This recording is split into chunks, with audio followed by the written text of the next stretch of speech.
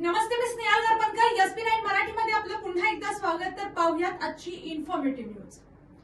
तुम्हाला असं वाटतंय का पैसे तेच पण खर्च मात्र दुप्पट झाला? 2026 मध्ये प्रत्येक घरात एकच चर्चा आहे, महागाई इतकी का वाढली आहे? आज आपण जाणून घेणार आहोत महागाईचा सामान्य माणसांवर होणारा परिणाम आणि खरंच जगणं इतकं कठीण झालंय का?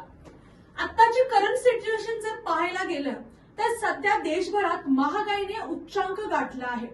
पेट्रोल डिझेलचे दर वाढले, गॅस सिलेंडर महाग झालाय, भाजीपाला, दूध, अन्नधान्य सगळंच महागलं आहे.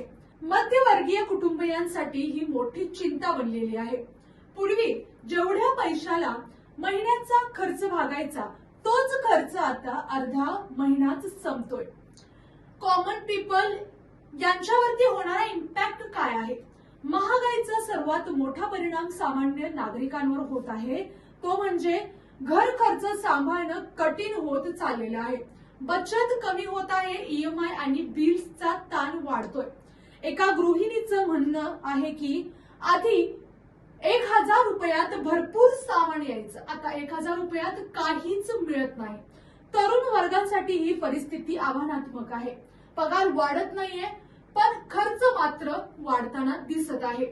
महागाई वाढण्याचे आणि त्या मागचे अनेक कारण असू शकतात. आंतरराष्ट्रीय स्तरावर तेलाचे वाढते दर, हवामान बदलामुळे शेतीवर होणारा परिणाम, सप्लाय चेन मधील अडथळे आणि त्याचबरोबर वाढती मागणी, या सर्वांचा थेट परिणाम आपल्या खिशावरती व्हायला लागलेला आहे. प्रश्न असा आहे की महागाई आणखी वाढणार का? तज्ञांच्या मते जर परिस्थिती अशीच राहिली तर पुढील काही महिन्यात महागाई अजून वाढू शकते. म्हणजेच आता प्रत्येकाला आपला खर्च आणि बजेट नीट सांभाळणं अत्यंत गरजेचं आहे. महागाई ही फक्त आकड्यांची गोष्ट नाही, ती प्रत्येक घराची, प्रत्येक माणसाची वास्तविकता आहे.